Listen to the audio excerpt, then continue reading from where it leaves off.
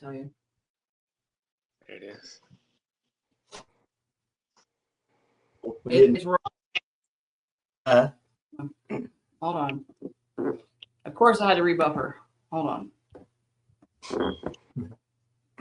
Good evening, everybody. Welcome back to the Texas Prison Transparency Program. This is episode 11, part 2. And tonight we come to you with another powerful panel. We have 2 ex-inmates with us today, 3, including myself.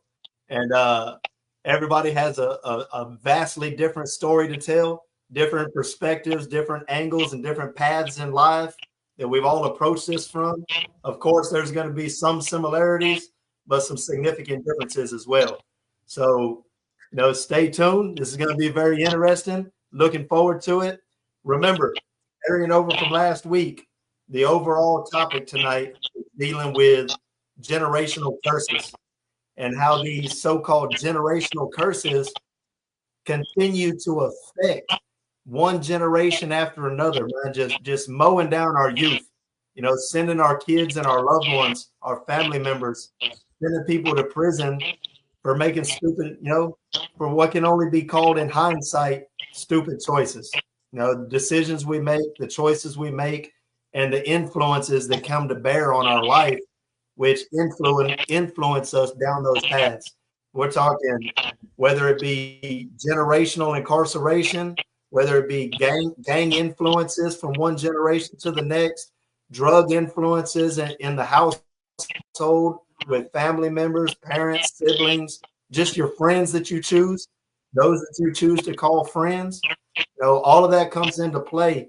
Generation after generation, we're seeing the same thing. And the prison industry is just getting bigger and bigger. And so many families are broken and shattered, heart scarred, and man, we need to put a stop to this. We need to do whatever we can, even if we can never make it picture perfect. We need to find ways to improve our quality of life so that we can actually have a life worth living out here and be with the people that mean the most to us, right? Right. So with that in mind, we're going to start out tonight. Our first guest, we have Anthony and Anthony. We have Anthony Griffin with us. We have Anthony Andrade. So now we're going to begin with Anthony Griffin. Wow. Kind of, bro. Yeah, we're interested.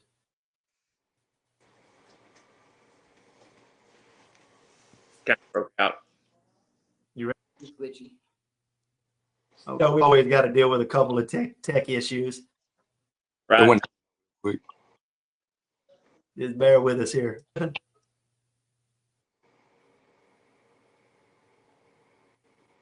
is it doing that? Give us thumbs up or thumbs down if you can hear me. Griffin, are you good? Yeah, I'm good. All right, you go. All right, go ahead, Griffin, man. Tell us a little bit about yourself and tell us your story. All right. Yeah, like you said, my name's Anthony. I'm part of the Forgiven Felons Ministry. I've been here about 90 days. And my story begins in Lubbock, Texas. Born out Forgiven Felons. Born and raised in Lubbock, Texas, man. I grew up in a house of addiction. And so as a young child, probably about 9 or 10, your brain is a sponge automatically, and with it being a sponge, you start to learn things, and then you also start to mimic what's around you. And what was around me was, drugs, alcohol, women around, and gangs, so that's what I wanted to grow up and do. And, it had its way. About 13 to 14 years old, I started amphetamines with my mother, and that relationship grew into a bond of not only she wasn't just my mom, she was my drug dealer, my cousin, my sister, my dad. So we had this really crazy relationship, and through that, we sold drugs together probably for, I don't know, 5 years, up until I was about 19. And she finally got arrested. And when she got arrested, I got arrested. And I just started doing this cycle of addiction, this cycle of in and out of jail. I went to safety, probation, you name it, I've done it. Uh, you know, aside from that, when I went to jail and started to live in jail, in and out of jail, I started to check in with the gang and be a part of that lifestyle, and just figured out that, you know, this was how my life was going to be. This is what I wanted to do. I started to find acceptance and being a part of a gang. You know, the fellowship that comes with it, the brotherhood, all these things, right? And in my mind, I'm this younger guy. You know what I'm saying? Still with this young mindset, thinking this is how life is supposed to be. This is the dream right here. You know, I got caught selling drugs. Now I'm with the homies. know I'm finding acceptance in what they're letting me do. And you know, this second go around, man, I was in jail. I was in Lubbock County, and I was the guy that you wanted to stay clear away from. I wasn't the guy that you wanted to come in and meet in the dorm. As a matter of fact, I was the guy that was going to come and meet you in the dorm, you know. And so I was just living this lifestyle of just I'm talking about falling out of place, fighting people. I'm talking about just doing the most. And I can tell you this, that through all of that, when I went to actual prison, you know, I was still checking in. I was still, you know, meeting with the fellow gang members, and, you know, things just started to take a toll on me. But, you know, I'll say that I was even smoking K2, you know, started selling K2 in jail, in prison. So it's just like, you know, all these things that led up from my childhood, from generation to generation, because you can think about it. My mother was doing drugs before she had me, you know, and that comes down from her mom, her dad passing it. That's my grandparents passing it down. The cycle of addiction just taking its toll over and over and over, you know. And so that's been my life until here recently, since the last 3 years. Well, I'm glad you finally got to that point, bro. How old are you now? How old are you today? 29. 29 years old. Still in the prime of your life, man. You got every chance and opportunity in the world, brother. We're going to come back to you here in just a minute, because we're interested in how you actually were able to break that cycle and get to this point in your life where you're at right now. But before we jump ahead there, Anthony Andretti, how about it, brother, man? Step up to the plate, man. Tell us a little something about yourself, man, and tell us a bit about your story. Well, at first, everything started off when I was 13. I was living in Brockton, Massachusetts, right outside of Boston. I was looking for a family outside of a family, so I joined a gang, looking for acceptance, looking for love, because I'm a middle child out of 7, but that plays a big part, so I always felt neglected. So when I was like, I just turned to the streets to feel accepted from everybody. But then by 15, I got real heavy in the streets. Nobody really knew, because during the day, I'm like this little model kid living home with my parents, privileged a little bit, but at night, I'm a completely different person.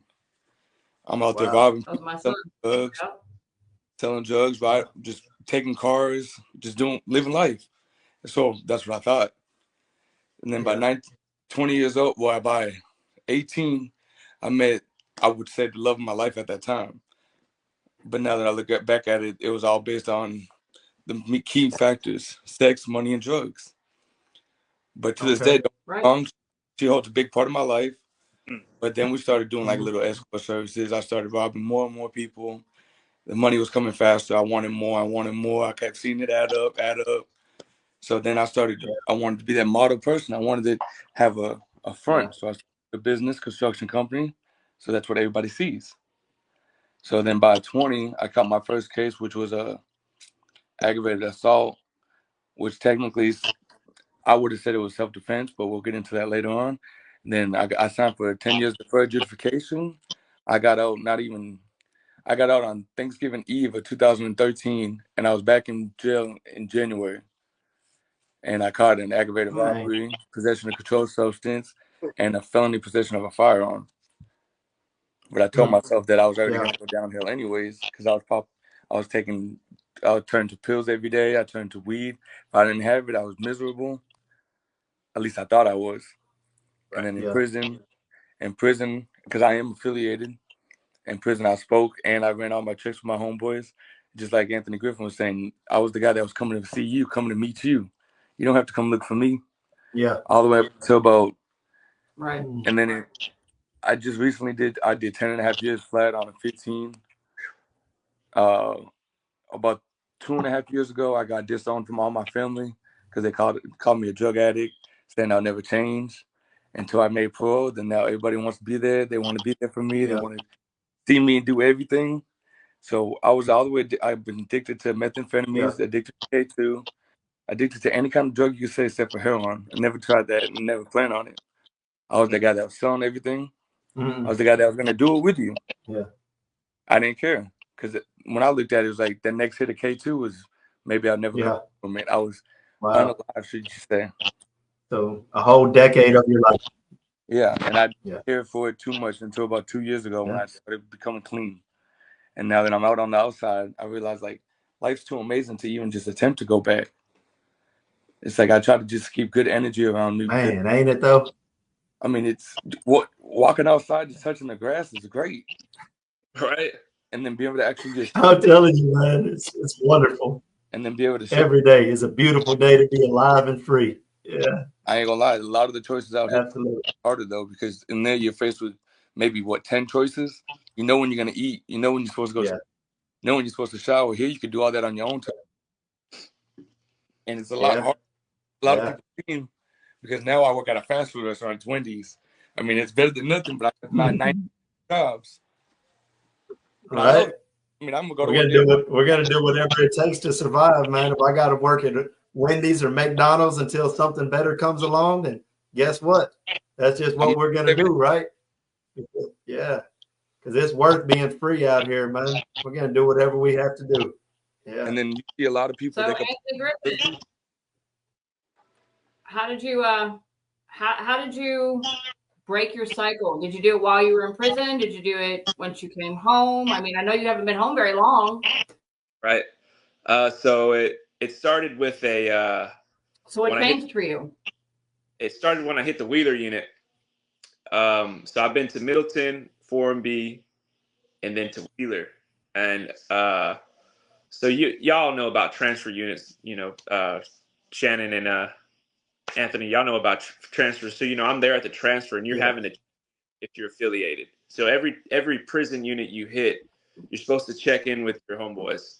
Because if you don't, and they find out it's definitely a D. So I'm checking in, and at the time, my mom came down with being in the hospital for her heart, right? And so in my head, I was like, man, if I don't chill, I had a 13-year sentence for 4,200 with intent to deliver. And at the rate I was going, I was fixing to do that whole 13 flat. You know what I mean? We were fixing to ride over shoes. You know what I mean? It was bad. And so I'm working in the kitchen night shift, and they called me for chain. And so, man, it all started at Wheeler unit. I went to the window at Wheeler unit, and I just broke right there. I was just like, you know what, God, I need you to make a way. And if you make a way to where I ain't got to do this no more, I promise you the next day, if you can get me out of this, I will serve you.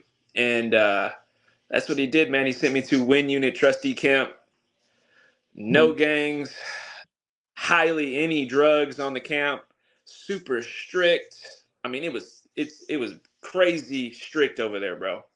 And so, yeah, man, I had a spiritual awakening with my higher power, which is the Lord Jesus Christ. And that first week of August, bro, I gave my life to him, and I've never been the same. I've been through mentorship. I've been through ministry.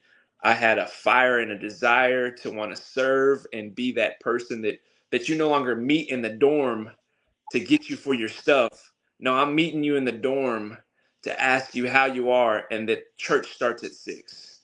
And then I'm part of the ministry. There you go. And found a higher purpose. Yes, God has a way of just showing himself and revealing himself through my testimony to who I am now. He says, use those same things that you are moving for me. Be bold like you were in that gang. Me. right? Approach these people you don't know like you used to, for me. Yeah. And so I started to really have a spiritual awakening, and my discernment just skyrocketed after I got into mentorship and accountability with my mentor, Matt Ayers. And through that, through meeting Matt Ayers, I could just show you and tell you how God has moved. He's placed me in a ministry called Forgiven Felons, where I'm at today. I came here, I didn't have to pay no rent, stepped out the gate with an iPhone 14 brand new, and found a job within 30 days. Better than yours. Nice. New phone, Yeah. she does. And I'll just. He said she does need a new phone. Don't leave my phone alone. She's got a dinosaur. And I can just That's tell, fabulous, brother, man. yeah, that's Yeah, what it is. you found a higher calling, a higher purpose in life, something that set you on fire, man, something to actually live for, that meant something for a difference. We've been living for all these different things.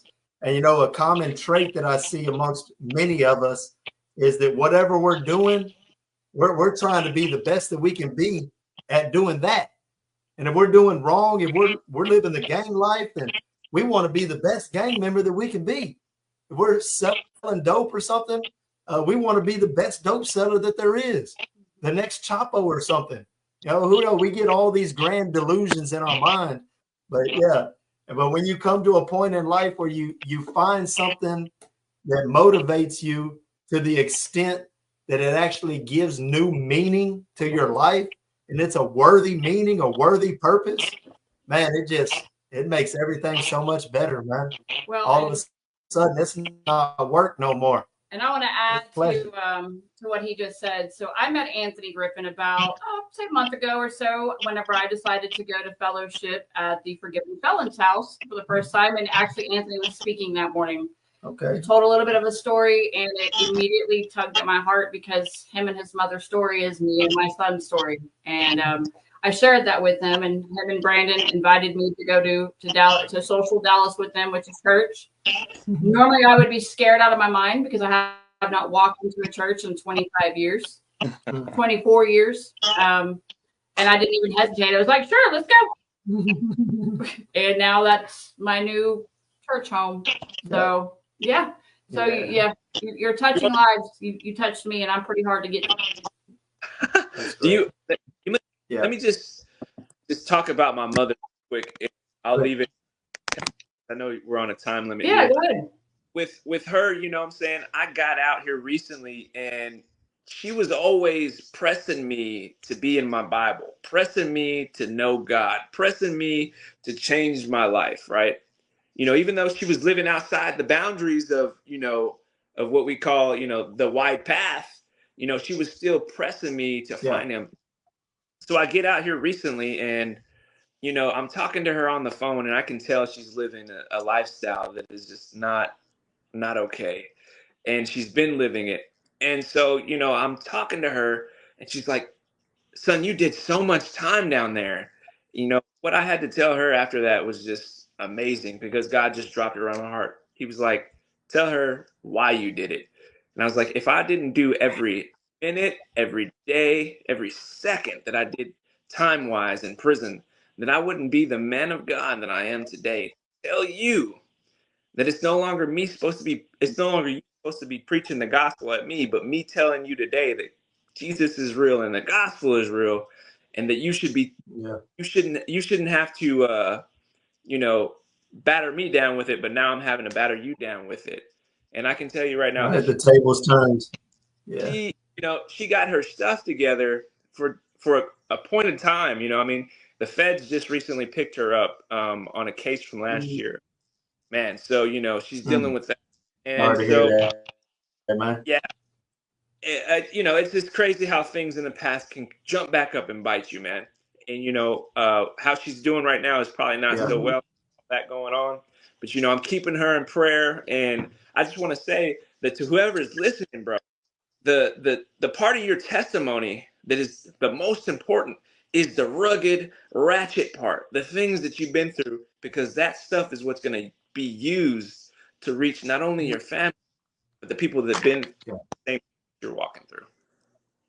For sure. 100%. Right. Right. Make your pain your purpose, right, brother? Yeah. Sir. Absolutely. Yeah. And in some ways, man, prison ends up being our training ground.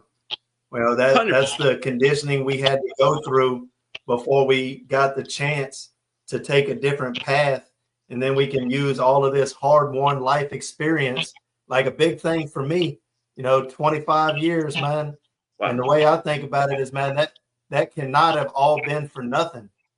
I refuse to let that be for nothing or to mean nothing. That would be the real tragedy, man. If we did all those time, decades of our lives or whatnot, then not use it, for something good, just try to ignore it and act like it didn't happen or try to forget it. I don't think that's a healthy walk. I think you need to find a way to make that mean something, so that we don't carry around a burden. We carry around a gift, and it's a gift that we can share with other people. Yeah. Anthony Andrade, man, tell us a little bit about how you changed paths, man. How'd you find the switch in life? What worked for you?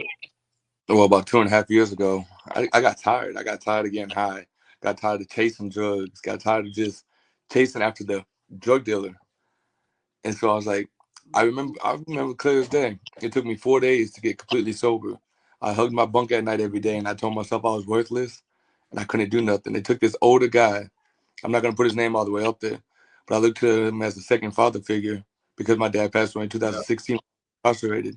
He told me I was walking out of my cubicle. I was at Michael's unit on T-Pod, and he lived a couple cubicles down. I was looking down at the ground. He said, "Hey, youngster, let me talk to you." I said, "What's up?" He said, "What are you looking down for?" I said, "What do you mean?" I said, "I'm just doing me. Leave me alone." He said, "Nah, you have a purpose. There ain't nothing on that ground but failure. So go and look up. When you come back from travel, we're going to hit some push-ups and some laps." I said, "I'm not about to do no working up." What are you talking about? He said, "Man, I seen you pick these drugs. I used to sell them to you. So when you come back, we're going to channel all that. And the way you wanted to smoke, we're going to do this instead." So I used to do smoking to working out and trying to stay positive things. I started just pretty much journaling stuff. I started cooking for everybody in the dorm. Older people in the pod, I started like changing their diapers, cleaning up them, cleaning up the restroom. Yeah. Channeled all my energy I did for addiction to just helping others. Because I got tired. Wow. I got tired of calling. How'd that make you feel whenever you started helping other people? How does that make you feel? I mean, I felt great because I knew they couldn't help themselves. Yeah. So I'm like, well, I read a lot of books on the inside too, man, and I got into psychology for a while. Love the subject and the topic. But one of the things I remember is people that got chronic depression.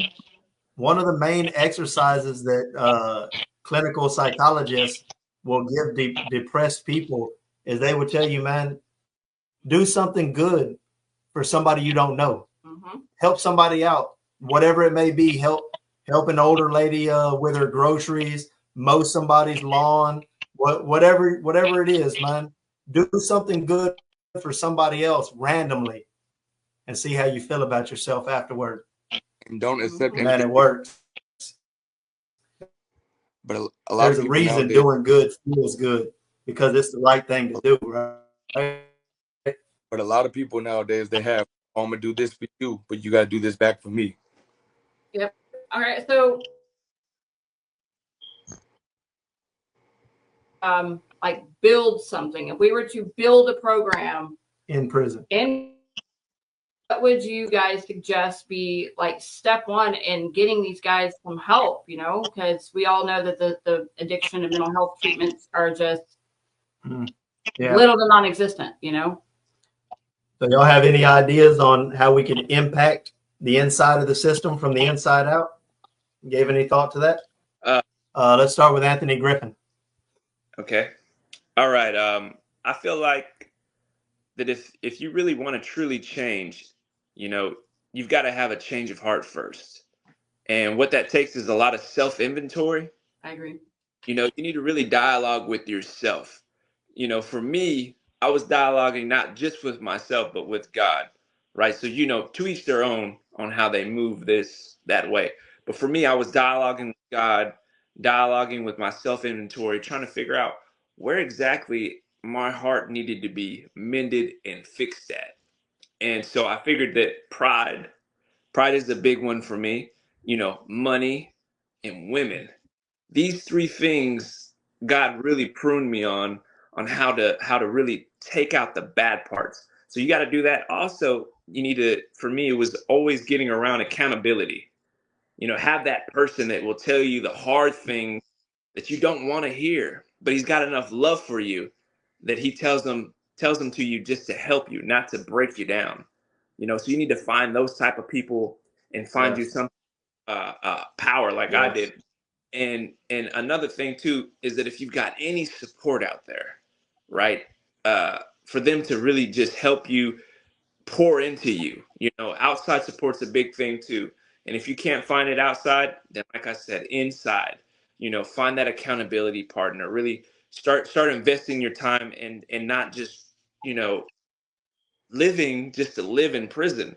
Live and change the around environment for you, because we all got the power to do it. It's in us to be that purpose, Is that to hard to do in prison? I mean, is that hard to do in prison though, around all this environment? I mean, is it hard? No. Yeah. oh, No. oh yes, 100%. But what Oh, it yeah. takes a group. It takes a group effort. So once you find another guy with the right mindset that you're on, like let's just say me and Anthony met each other in prison, right? And even though we're on two different paths, we've got the same direction, right? And if we were to meet up and we could start some type of movement together, and that's what builds fellowship. That's Right. what builds accountability. And now no longer do no, we don't want to hang around them guys. We want what you got. How are you doing that so well? That's the look that I Yes. got when I started representing the kingdom. Is Anthony, you make this look real good, and all I can tell him is this is not me, it's God. And that just starts a movement. No longer are you being part of the environment, but you start changing it. Absolutely. Andrade, what do you think? I think you got to find one of the groups of people that are most lost, because most people turn to drugs because they have no other way to cope, and they don't feel like anybody can listen. Is willing to listen to them. So you got to find somebody, like, for example, if they're addicted to K2, right before they light that stick, go grab it from them and be like, "What's wrong? Why are you turning to this? Mm. You have a purpose, right?" Right. And I guarantee you that person's just gonna break down and Right. cry, because they Yeah. they So like direct conversation and intervention. Yeah. yeah, because and then they want to relate But to somebody that's yeah, I've been there. it needs to be peer based, right? It needs to be like inmate to inmate for the most part, because we're not going to react well if it's a guard or an officer or somebody approaching us like this. No, we're going to put all our defenses up, But an Well, see, inmate, that's why I like the program of field ministers so much. Field ministers and life coaches, man, that is a big improvement in TDC. They just need a lot more of it, but these are inmates that pull up on inmates, and man, they can talk to you just like that. Like, look, man, I've had them pull up on me, and they'll be like, look, man, I'll put my Bible away. We don't have to talk about this, man. Let's just talk about life, man. What makes you want to do these things? What is it that you don't want to face? What's hurting you? And man, whenever somebody just comes real with you like that, you almost don't even know what to say. It's probably been so long since you've opened up that part of you that actually feels pain, feels lost, feels depressed or sad, or all those feelings that make us feel vulnerable. We're conditioned from day one. Like, man, we don't never want to feel vulnerable, and you don't never show nobody else your vulnerabilities, because there's a lot of predators in there, and it conditions us to always keep ourselves shut up, locked in. And so, man, it's hard to open up, man. And that's why it's so surprising when most guys do open up to somebody else. Almost inevitably, probably 90% of them end up in tears. It's crazy. Okay, so for me as a drug addict, I wanted to get clean. I had the tools to get clean. I had the support system to get clean. but I couldn't get myself through the physical withdrawal. Like that, totally losing control of my body. And that's in the free world. Like I can't imagine going through it locked up in prison with no AC or in the middle of winter and just the harsh conditions. Like, was that hard for you guys in there? Or did it just have to happen? So, my addiction was methamphetamines, and there wasn't a whole lot in prison, but there was more K2. So I just kind of my addiction. And I'll tell you how K2. I got off K2 when it started getting really, really intense. I hit a stick, and I just felt like I was gonna die. And when that happened, I went to my homeboy because I'm still gangbanging at this time. And I woke him up out of his bunk. And I was like, hey, bro, something's wrong with me.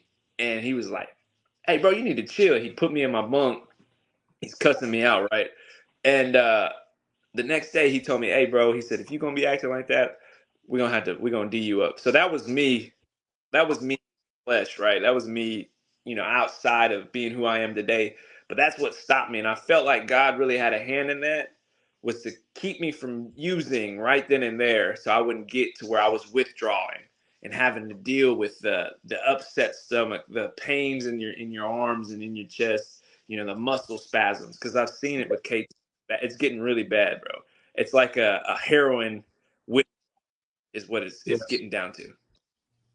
It actually is. It's very, very, very similar. Yes. Yeah. Andrade, how about you? I mean, I feel like I quit the addiction because I was addicted to methamphetamine and K2. Right. And it's extremely easy to get over there. Both of them are. Yeah, you didn't have any like the physical stuff. You didn't have to go through the physical withdrawal, in there. I did. When I got tired, I just completely stopped everything. Hustling. I was washing clothes. I was holding people's phones. I was holding people's drugs. And I was just like, all right, I'm doing all this, but what am I showing for it? I'm still going hungry every night. So I decided to stop. First 3 days, I couldn't hold anything down. I couldn't hold my bowels. I was throwing up. I wasn't hungry at all. I was cold sweats, and it was wintertime. And I didn't want to talk to anybody because I was snapping on everybody. And I couldn't do anything. But after that 3 days, fully clean, I actually called home and told my mom, I was like, I don't know whether or not, I just want to let you know that I love you now. And I apologize for everything I put you through. And then just... Well, I'm proud of y'all because I'll be blunt. I didn't have it that easy in the free world getting clean from physical withdrawals because honestly, I wasn't forced to. You guys were locked up. You were kind of forced to, like you didn't have, I could go outside and go get high again if I wanted to, just because, I don't feel good. And so it was harder for me. So I have much respect for y'all. If I would have just sucked it up and been like, all right, I'm done and been done, it probably wouldn't have gone through 15 years of hell that I did. So yeah. Actually, Ashlyn, that same similarity. While we're going through withdrawals in there or whatever, part of the worst part of it is you're feeling so miserable and horrible. Everything's right there on the other side of your door, though. Right. You can get it. You don't even have to wait on it in and out for the door to open. You can step to the door and holler at somebody, look out, such and such. Come here, pull up. And you can get anything you want. It's right there. Yeah. So that still exists even in there. It's that easy. It's that easy. If not, and that's what makes it harder as well. Yeah. If not easier, your cellie might have it. It might be in the cell. Think about the people that are trying to break their addictions when their cellie comes in the house every night and stays up half the night doing dope. While you're laying there in your bunk trying to sleep, trying to resist, trying to be strong and change something in your life because you're sick and tired of the same story stuck on repeat over and over. That ain't a life. So yeah, it's very difficult. I don't know if you brothers have heard my own testimony on that account. I have shared it on here before, but in brief, man, I got a hold of some bad stuff, man. K2, and it probably had fentanyl and whatever else in it. Just guessing, because this stuff actually drove me insane. just to call a spade, man, to be 100% real about it. And no, I pride myself on my mind. I educated myself over all these years in prison, and it's one of the few things that I have so far in my life that I feel like I could be kind of righteously proud of, as opposed to false pride. You know, I spent a lot of years educating myself, so I value my mind. Right, is my point. And man, I did this dope, man, and the next thing I know, I done been beat up by the guards. They got me in handcuffs. They beat me down. I mean, I got scars on my wrist from handcuffs, bro. It's ugly, man. I look at it, man, and it just trips me out, man. Handcuff scars on the wrist. They beat me down. They put me I ended up in a medical cell, a holding cell. You know, I'm in there butt naked with no mattress, no clothes, no nothing in there. Dude, I'm in there for like 3 or 4 days. I don't even know how long it is, because I am literally out of my mind, bro. I lost my mind. I was like, man, I was like living in other universes, living different lives and stuff, man. Like total out of body experiences. My mind was detached from my body, you know, and bro, somehow through the grace of God or whatnot, man, I snapped back. I finally snapped back after like 3 or 4 days. And eventually I got out of there, man, and I never looked back, man. I've been clean ever since. Because, man, I remember about 2 weeks later, I went to medical, and there was a nurse in there, and this lady looked at me, and she asked me if I was all right. And I told her, like, yeah, man, I'm doing a lot better, you know. And I felt embarrassed and kind of ashamed, right? And I told her, man, I'm sorry you had to see me like that, you know. And she said, man, I didn't think you were coming back. Wow. I've seen other guys in that state. That's what she told me, man. I didn't think you were coming back. And man, I'm telling you, that stuck with me. I'm laying in my bunk in there that night, and I can't sleep, and that's all I'm thinking about. Like, man, bro, I might not have came back. That might have been over for me. That might have been a wrap, man. And and then like, man, is it really worth it? No, that was like kind of my awakening, man. But it finally broke me, man. You know, we pride ourselves, we toughen ourselves up whenever we're living these lifestyles. And I never thought I would hear the words come out of my face that I've been broken. Because, you know, the attitude is I ain't never been broken. Can't nothing and nobody ever break me, and all that tough guy stuff, right? And man, that's how I was. And man, I got to be honest, man, that stuff broke me. I value my life. There's too much stuff I want to do, live, see, and experience before I die. It just ain't worth it to me, man. Yeah.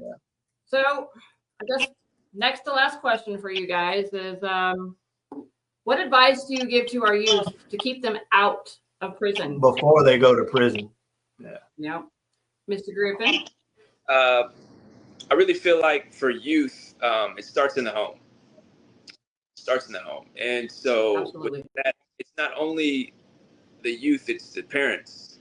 Everybody's worried about all these wars going on, you know, halfway across the world, Afghanistan, but the war is at home, you know, where the kid don't have no dad. Yes. You know, where the mother is you know, single and having to work 3 jobs to provide. You know, for the youth, I just want to say this: don't find acceptance in what people think of you, but be that person that makes the change. And how does that work? How can you do that? What does that look like? For the youth, I just say this: don't be a part of what's going on. Be a part of what's going to change. And so how do you do that, man? Keep yourself around positive things. For me, it's always going to be God, because that's where I found my heart, found who I am. I encourage you to church, get into fellowship. If you need help, don't be afraid to ask for it, because the help is out there. I'm living it now. I'm living it right now. That's actually a key thing right there, man. A guy told me many years ago, and I've always remembered it because it's proven to be true. He said, man, there's plenty of people in this life that want to help you. You just got to tell them how. How can they help you? You have to ask for it. You have to, but once you get to the point where you're willing to ask, it's there. There's plenty of good people still out here, even on the inside too. Plenty of good people in there too, man. It takes all types. 100%. So, Andrade, oh, excuse me. You weren't done yet? No, you're good. Okay, brother. Andrade, man, tell us what you would say to the youth, man, before going to prison while they still got a chance. I tell them it's not worth it. We think that they're trying to make, and what's the root of the problem? And if they have any kind of, like, if it's school, and try to offer them some kind of advice, educational purposes, advise them into a better way. That's why I still have my CDCJ ID, and I'm gonna show them I've been where you're at. Tell you right now, it's not worth it. So just sit down and look at yourself in the mirror and tell yourself, like, am I exactly who I want to be? Am I in life where I want to be? I will tell them that fast life, you ain't gonna be able to show for it in a couple of years. When you sit down and step yourself, you could show for all that. You talking about that ID, brother? Look at it. Yeah. Talking about that ID. Keep it on me. Yeah. Reminders, right?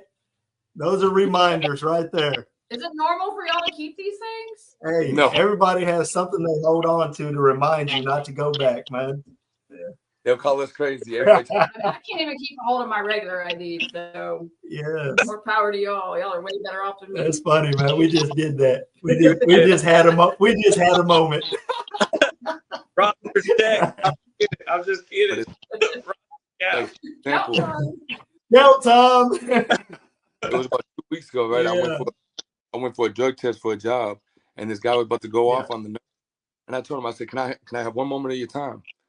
I said, the decision you're going to make in the next 30 seconds could dictate whether you make it in the free world or you're going to be in county jail tomorrow morning. He said, what do you mean?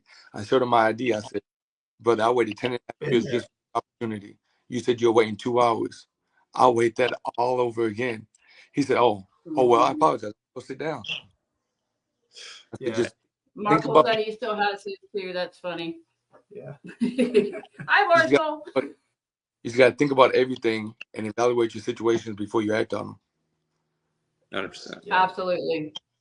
Is that one of the biggest, I guess, the therapy that I went through, we went through like cognitive behavioral therapy, where it kind of teaches you how to think logically and not emotionally.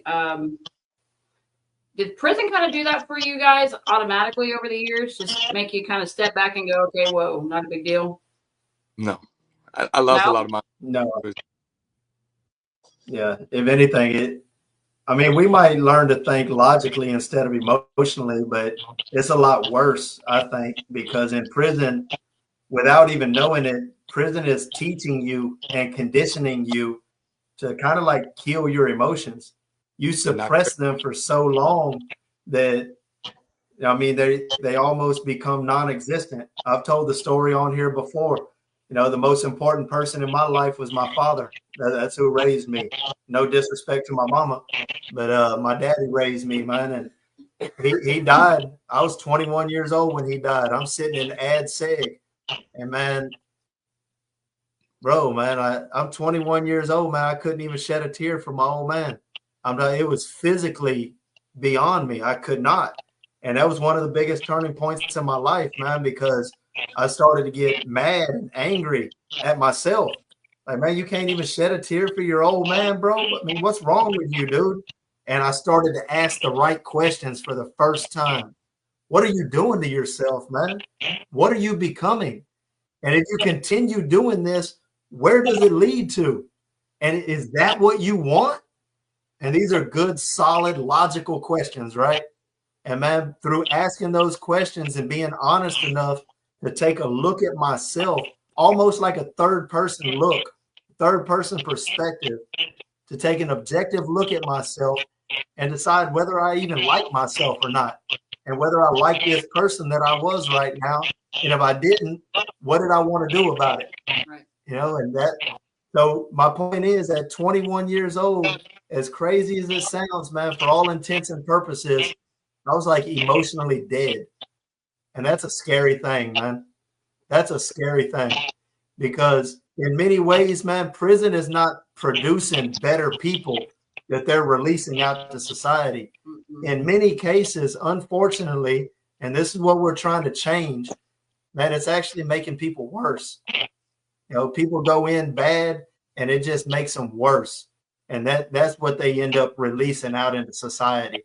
And that's a tragedy. It's a tragedy for the inmate. It's a tragedy for the family. And it's a tragedy for society as a whole, who have to deal with the repercussions of whatever happens, you know? Yep.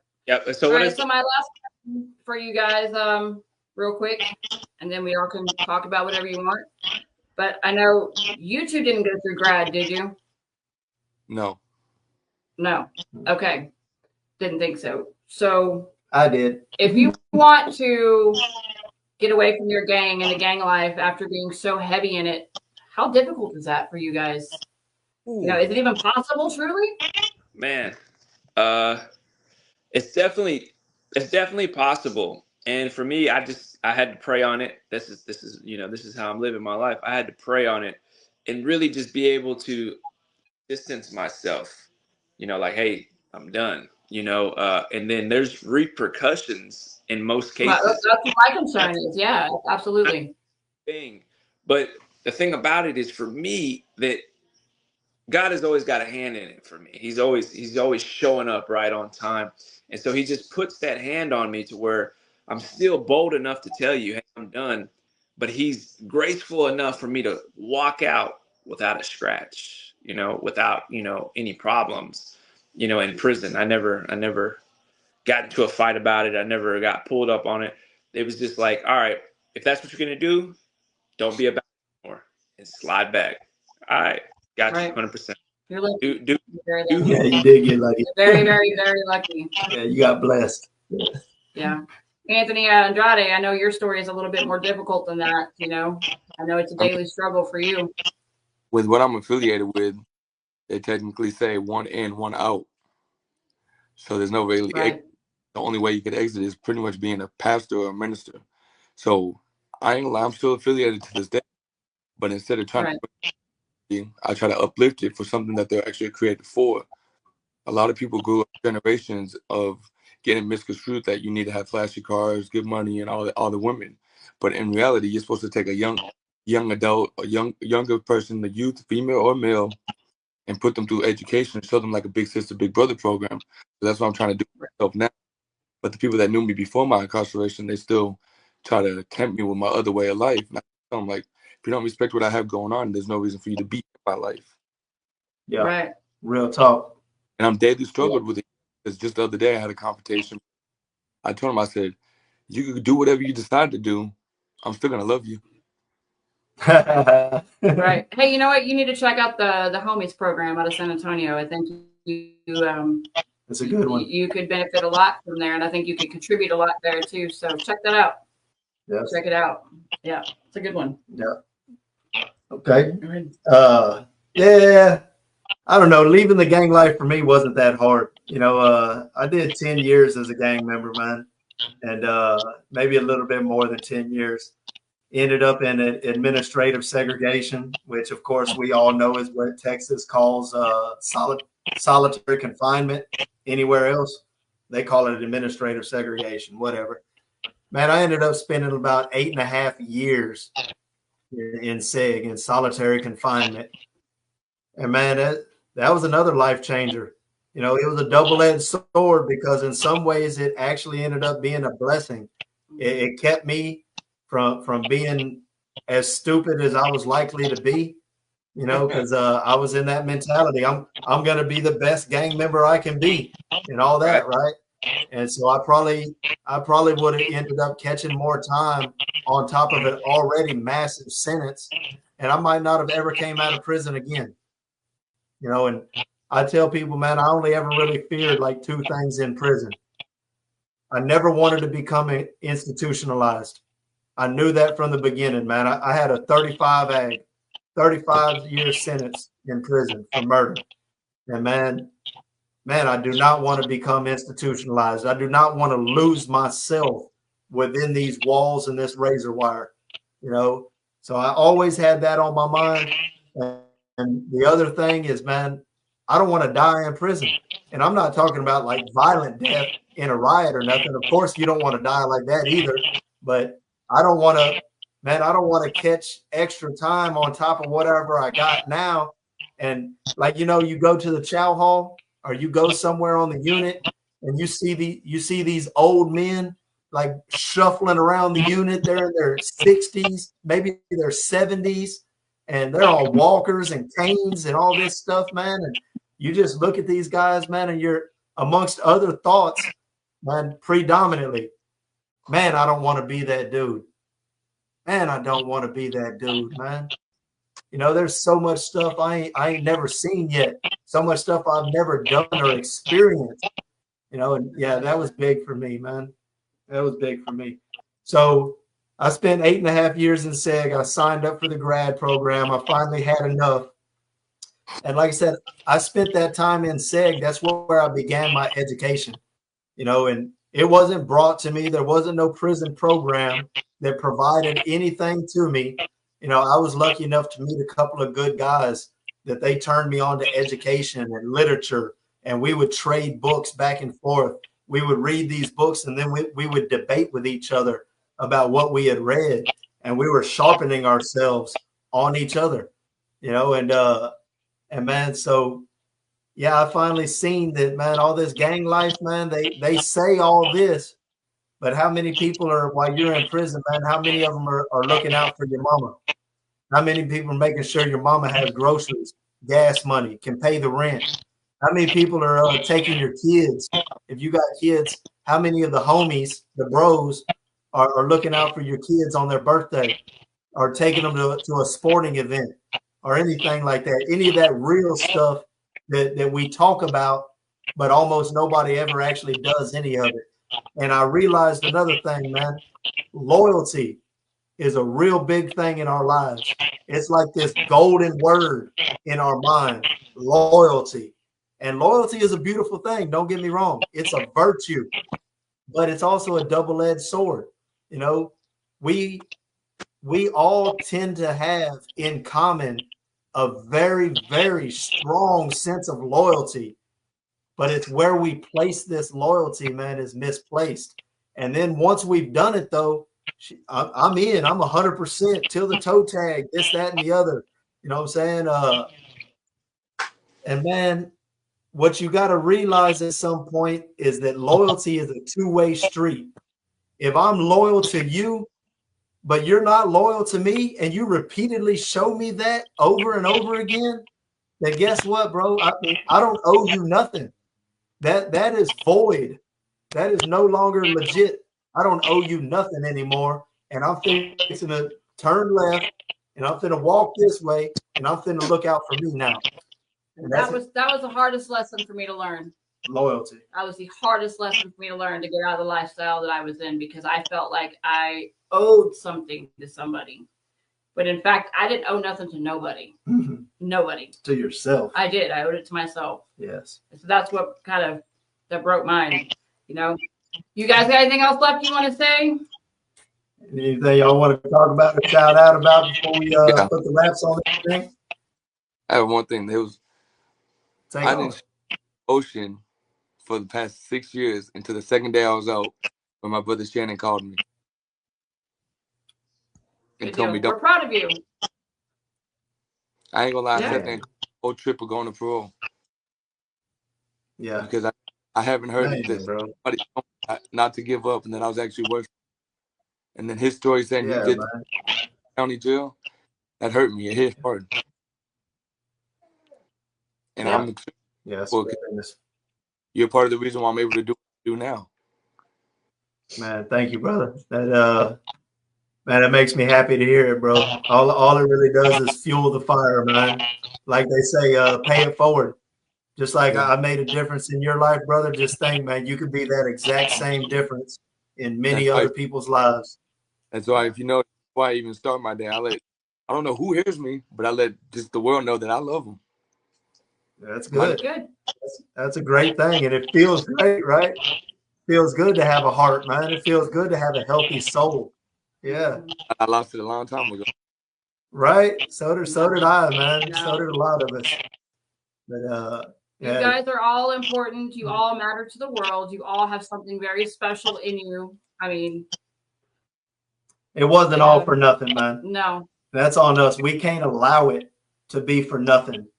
We have to use everything that we've been through for a purpose, man. And if we can use it for a purpose and actually help, I don't care if it's just one or two other people, whatever it is, if we can help anybody at all, in a way, man, it kind of makes everything we've been through worthwhile. Well, I kind of live by this more. saying, and I tell people this, and I firmly mean this. Like, so my purpose on this earth is if I can make it a little bit better than it was the day I landed in it, then my job is fulfilled. That's all I care about. There you go. But yeah. And Griffin, man, you almost quoted Gandhi or a little bit earlier, man. And it's funny, I snapped to it because I heard you and you almost said the exact quote, but you were just speaking from the heart. And I actually said it last week. Gandhi said, be the change that you want to see in the world. Be that change. Mm-hmm. Yeah. Show them how it's done. Shine your light. Yeah. Shine your light, brothers. And shine your light. Like this says. That's a great quote. When you can no longer look on the bright side, I will sit with you in the dark. I will sit with you in the dark. Yeah. That's hard. All right, guys. Thank y'all for spending your Sunday night with me. This is a special one we don't normally do, but this was important to my heart, and I really wanted it to be just us. So thank y'all for taking your time. Y'all were fabulous, man. Straight from the heart, genuine people, man, on a good path. All right, guys. I love y'all. Be good. Love you. See you soon. Have a great night, everybody. Bye, Thank you all for being with us. All right. Thank you. Thank you for having me. All right, we're done.